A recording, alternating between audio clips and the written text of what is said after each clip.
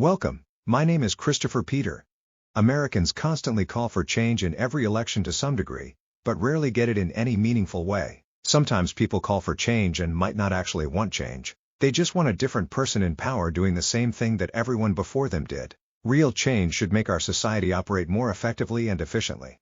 In many ways, Americans are finally seeing needed change. Few times in history have the need for change been crystal clear as it was heading into the most recent election. For once, almost every single American felt that we were not operating effectively and efficiently. And the reality is that many of the problems from the Biden era are still plaguing us today. Still, a great deal of change has taken place at a pace that is highly surprising. The federal government does not typically move quickly and federal policy is usually adjusted over time. But there seems to be a difference when a new president was previously in office and had time to prepare for a return to power. The pace of the change is still shocking when you are used to keeping up with the norms of politics and how government typically operates. Every politician, candidate, and department head speaks of moving fast and being nimble, but it usually is not possible because of the bureaucracy that is tasked with implementing the planned changes. I'm not sure anyone has really gone after the bureaucratic complex in the current manner that will bring on a great deal of potentially long-lasting change. There was an article discussing the problems presidential administrations on both sides have with the federal workforce and getting their agenda implemented. Some just seemed to add loyal people around the existing infrastructure. Others challenged bits and pieces or sought to control the growth. Now, we are seeing a new approach that could shift the dogma where people will hopefully think differently about how to approach the size and breadth of government, with greater focus on efficiency that can be used to reduce cost while expanding service at the same time. In this episode, I am going to discuss the major changes that have occurred and give a reasoned economic perspective of the policy changes. The biggest issue that created the opportunity for the first Trump presidency was the problem of illegal immigration. Ironically, the same issue was among the top issues that led people back to Trump for another go-round in the White House. There are far too many people crossing our southern border, being transported around the nation, and creating social problems well beyond the border communities. The overall perspective on the issues has shifted over the years. Initially, people in border communities bore the brunt of the cost and consequence of the issue, while their counterparts cast unwarranted claims that these people were simply being racist and unwelcoming of people darker than they were. Because no one in the media community saw the problems, it was easy to ignore. Easy for people to overlook the idiocracy of their communities becoming sanctuary cities. That lasted until people started to see the problem up, close, and personal. When illegal immigrants started being moved into non-border communities and right in front of the faces of people who may have seen one or two, but not the full scope of the issue. When sanctuary cities started getting buses full of illegal immigrants in addition to the middle-of-the-night ones that simply released people into their communities. Even the most progressive and liberal communities were seen not wanting these groups relocated into their towns, using resources they paid for, and committing crimes against people they cared about. The stark reality changed their minds and perspective on the issue. Rightfully so. It is hard to continue accepting narratives when what you see is completely different than what you were told.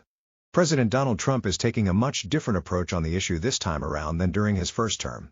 During that first term, the Trump administration seemed to focus on solving the problem of illegal crossing, imposing physical barriers to force crossers to a point where Border Patrol can better apprehend them. In addition, the Trump team cajoled Mexico to keep many of the potential crossers in Mexico rather than allow them into the United States. During the pandemic, the ability to keep people out by classifying them as a health threat helped with the issue as well. The problem some people raised was that not enough people captured were being deported. This time around, the new Trump team is not only restoring those border policies deemed effective and resuming construction of physical barriers, there is a massive operation to remove illegals from our communities where they have taken root, starting with the most dangerous and their associates and friends. Those proponents of sanctuary cities are now going to potentially face punishment for their roles in harboring criminals, which has made some progressive wake up and smell the reality. There should not be any safe haven for those who violate our laws. No member of the federal, state, or local government participating in aiding and abetting any criminal element. Americans of all political ideologies support legal immigration. We all understand how immigration can help our economy, our society, and our competitiveness around the world. But we cannot allow people to cut the lines and violate the laws and processes that protect society from those dangerous elements that are not wanted in their own home nations. Not import the problems from other nations. America does have an immigration system and does admit a significant number of new residents each year, who follow the legal process and do things the right way. Those are the immigrants that actually bring value to our society and economy. People who actually follow the rules and are not criminals. If you are willing to break one rule, Why should anyone trust that you will not break others? Now, there are many influential institutions weighing in on the issue.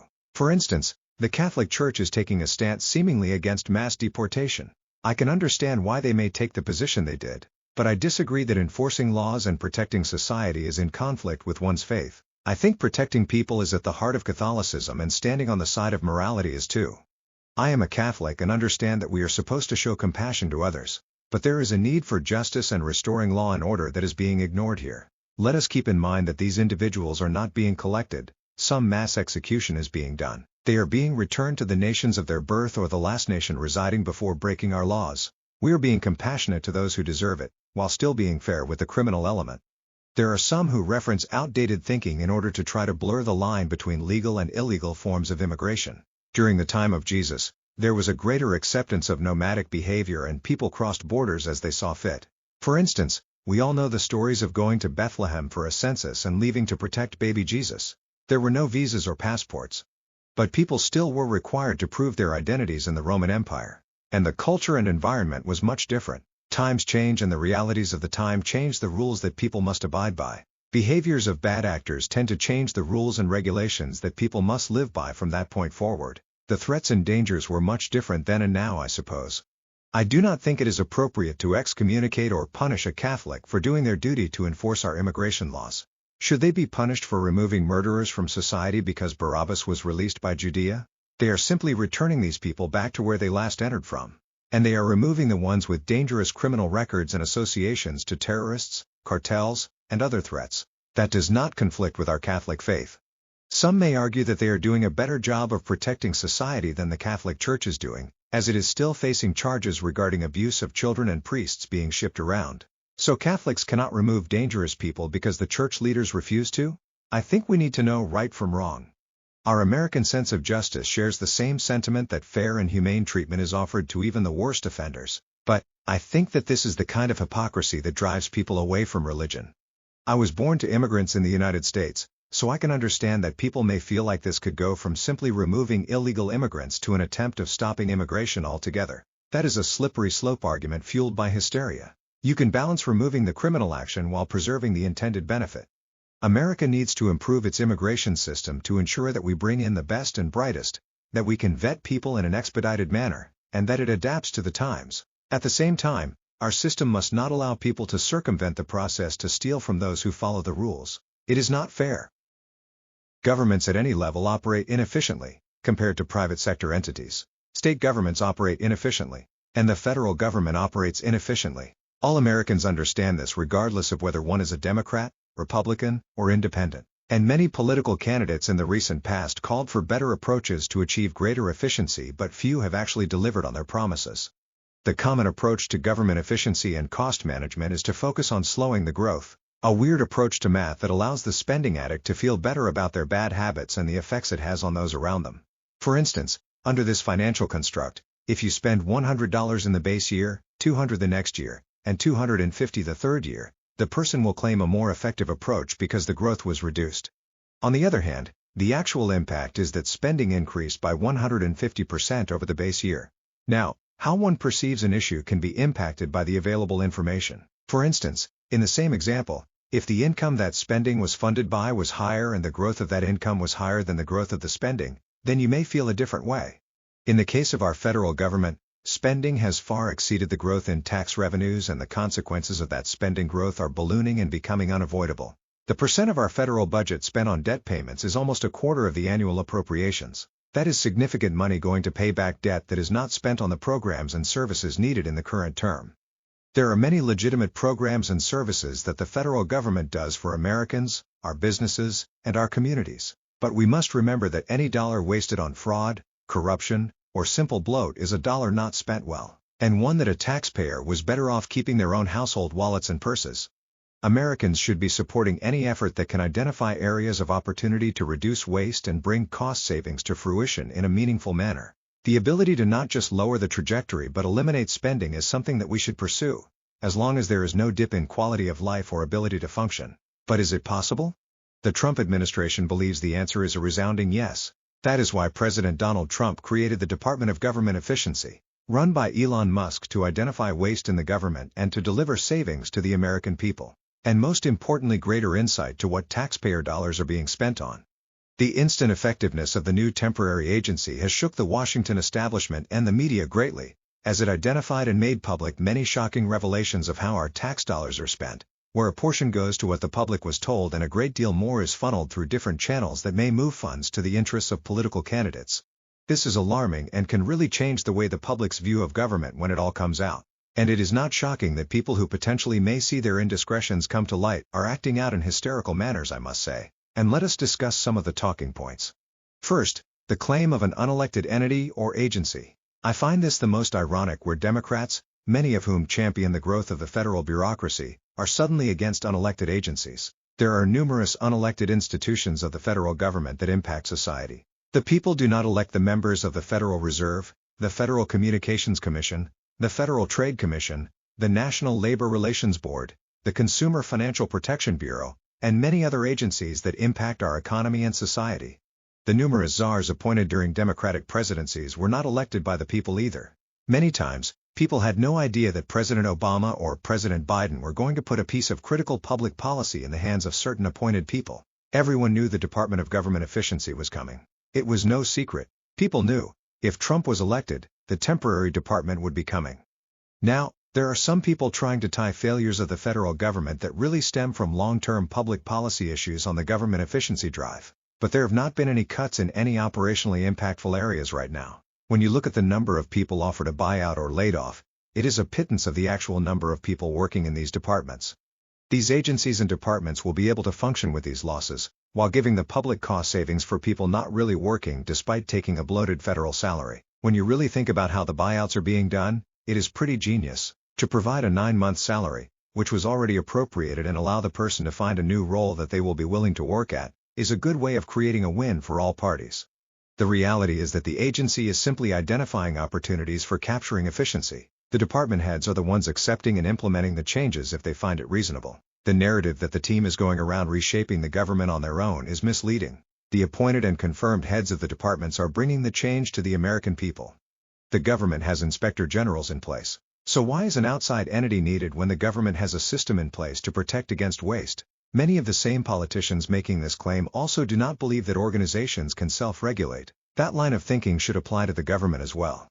If people have the ability to give in to their self-interests and bias, then why do we think people in government would not do the same as people in corporations, academia, and other professions? Government workers operate in the interests of advancing their careers, gaining more power and influence, and creating better economic outcomes as well. Just a different environment.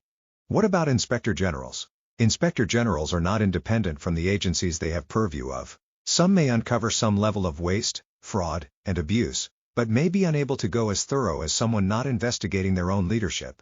Many people want to appease their bosses or want to be accepted in their work communities. So biases may cloud judgment. Maybe they find enough to keep their job, but what is their incentive to go big, especially if they have to run it by the boss before it ever can be public? In this case, the department heads still have to make the decisions, but the findings are being made public, so there is no real ability to contain the message or manage the fallout that is so typical in government. I am not sure why people would have a strong opinion against the effort to bring real reductions in waste, fraud, and abuse in a meaningful manner, unless they are worried about their own exposure or impact. Otherwise, you should be interested in seeing what is exposed and what is being done to resolve the issues. The fact that the findings are being made public really counters the narratives about transparency. There really is no precedent for transparency in government. Most people are not aware of what is in the laws that are passed, what laws are proposed, and what positions their elected officials truly hold and how their views changed and why. The identifying of issues and public display of those issues is more transparent than anything the government ever does on a normal basis. The criteria for elimination has been made very clear about how the Trump administration is viewing the findings and how their response is being handled. The decisions appear to be done based on how the spending is perceived to impact the American taxpayer and the efficacy of government. The shocking aspect really is what has been uncovered and how quickly the Trump administration has been able to act on the findings. For instance, many people thought USAID was simply an international aid entity, when it appears that there are many funds being diverted to areas that the public was never aware of.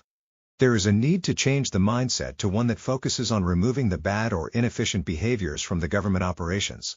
rather than continuing down the path of knowing that there is waste and fraud that will lead to higher taxes in the future and looking the other way because someone says that the good outweighs the bad. Obviously it does not.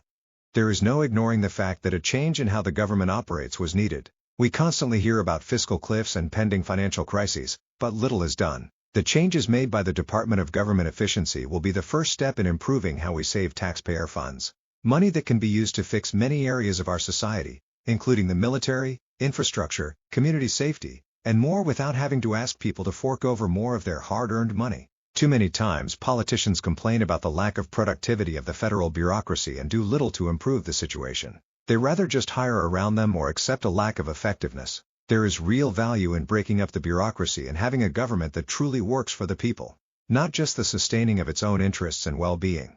People working in government should have to earn their spot every day just like people in the private sector, academia, and everywhere else in the economy do every single day. And I believe that the information that comes out and the actions to address those findings can have a positive impact. This should be something that could be useful at the state level as well. All these states that continually need federal assistance, bailouts or constant influx of debt that will be owed well after the people in power find jobs at different levels of government or corporate America. Americans should not fear that the Trump administration is leveraging the skill and ability of some of our brightest fellow citizens to find ways to make the government operate better and deliver savings. Rather than call Congress representatives to complain, call them to ask them to explain. There have been people who have been laid off from their job as a result of the drive for efficiency and eliminating the size of the federal bureaucracy. People stated how much they loved their job and now they felt it was pulled from them. They discussed how abrupt the process was. To some degree you can be sympathetic to the emotions of a person that lost their job, but at the same time realize that the greater good must prevail. Sounds cold-hearted to say, but the reality is this is something private sector employees face on a daily basis. Many hard-working and dedicated employees work on projects every day that either do not generate the required value to continue or fail to come to fruition, and these individuals may find themselves on the unemployment line because of it. Sometimes what you are working on may be important to you, but, in the grand scheme of things, it does not really positively impact the broader company in a meaningful enough way to keep funding that program. These individuals dust themselves off and market the skills that they developed and the lessons learned and move on with their careers. I am sure there are many government workers who do work hard at their job, are not just reading the overly generous benefits provided by society, but it is clear that there are a good amount who are taking advantage of the job protections and are not doing their daily responsibilities, or not working as they are instructed to, which should always be a fireable offense. Too many people take the position that the organization should be blessed to have them as an employee, when the reality is that you are hired to provide a service and perform a function to the best of your ability and in a timely manner. If you do not perform that function, then you are stealing money from that organization. Sure, the politics of employment always calls for a position for every able-bodied American that wants one, but the reality is that no entity should be forced to keep people simply because there is a need to pad the employment stats or make people feel like they are contributing to our economy when they are not. For the tens of thousands taking the generous buyouts, they are really getting a great deal. The ability to collect a salary for nearly a year, while not working, and being able to find a new job at your own pace and even double dip is really an unbeatable proposition. For people who are simply not doing their job, they might want to take that offer as opposed to getting eventually laid off. The reality is that there are a large number of federal employees leaving the bureaucracy, but that still reflects a small size of the current number of the federal employees overall. Hopefully this changes the culture and the federal workers learn that they need to create meaningful value or step aside for someone who is better suited to do just that. I think it is important that every organization starts to hire employees based primarily on their skills and experience and less on their story. For the sake of all stakeholders and fellow workers, competent people are needed. Never in a million years would any progressive, liberal, or Democrat believe that the forward-thinking approach to government would come from a Republican president. How many people who proudly call themselves Democrats would think that complete change could come for those with opposing views? And that change is what the American people actually want? What they voted for? Not what they were forced to accept or tolerate. I find it amusing. No, I take great joy in experiencing the mental cartwheels the liberal supporting media, their Democrat contributors, and the never-Trumpers are doing to come to terms with the fact that all this change is happening so fast. So impactful? And they are the reasons it is happening. Because their policies, their misleading news coverage, and their narratives made it possible for open borders policies to completely overwhelm red and blue states. Their policies created so much waste and grift under the guise that the federal government was saving the planet, protecting the most vulnerable, and simply working. Turns out that the planet is no better off because of their policies. Turns out the most vulnerable were not protected, just exploited. And, worst of all, the people employed by the federal government, that massive bureaucracy, was not really working, which we all knew they were not. But we were coerced to believe they were because you must be some kind of ist if you do not. Racist, sexist, alphabetist if you do not deny what you clearly see in front of you. No rational person should be against the removal of people who are not legally permitted to be where they are. Even the most progressive or liberal person would be quick to call authorities if they saw people that they did not think belonged on their property, in their place of work, or around their kids. People who are willing to commit are not just misguided people, but those who lack the basic concern of the well-being of others. No rational person should be against reducing waste, abuse, corruption, and fraud because that is our money being spent on those areas that we did not expect funds to go into slush funds that would find their way into the campaign accounts of prominent leaders. Every dollar saved is money that can be used on programs and services, payments on our debt, or returned to the taxpayer. Progressives for too long say that Republicans and conservatives fear change. But, right now, it seems like they are the ones with the minds blown. Like the scene in the first Kingsman movie? They complain about what they deem unelected people helping create value for society, but support unelected bureaucrats bilking the public for their own interest and survival. I think we now know who the radicals are. In closing, imagine the combined value that will be saved when our communities no longer have to stretch resources to provide services to people who do not have a legal right to be inside our borders. How much funds will be saved when our government stops funneling money through entities that are supposed to do good that are really just returning the funds into campaign funds? Why does this matter? Because the more funds that can be saved is money that does not have to be asked from the hard-working taxpayers who are seeing themselves being able to keep less and less of their paychecks. Less money that will need to be borrowed for future generations to bear the burden of. More money to actually invest in the areas of society that citizens actually want addressed. Imagine the radical idea of a government that seeks efficiency and effectiveness for the people. I think the biggest aspect of the change we are seeing is that so much of the status quo has been shifted in such a relatively short time period. Government does not usually operate this quickly. And moreover, there is little time to digest the change before the next change occurs. But there needed to be some level of a dramatic shift in our over-dogma regarding how the government operates. And people understood this, but few really knew what it could look like and should look like. Now we are seeing change and there is great potential that many positives will come out of this, and maybe some areas we have to alter course. Too early to tell. But it is hard to argue against stronger border security and a move toward fiscal responsibility that may reduce the actual cost of government. A big thank you to the audience for experiencing this podcast. The Christopher Peter Review is made up of this podcast as well as the series by Christopher Peter. Please continue to visit www.crcreview.com for more. Or subscribe on YouTube or YouTube Music. Thank you again and talk to you next time.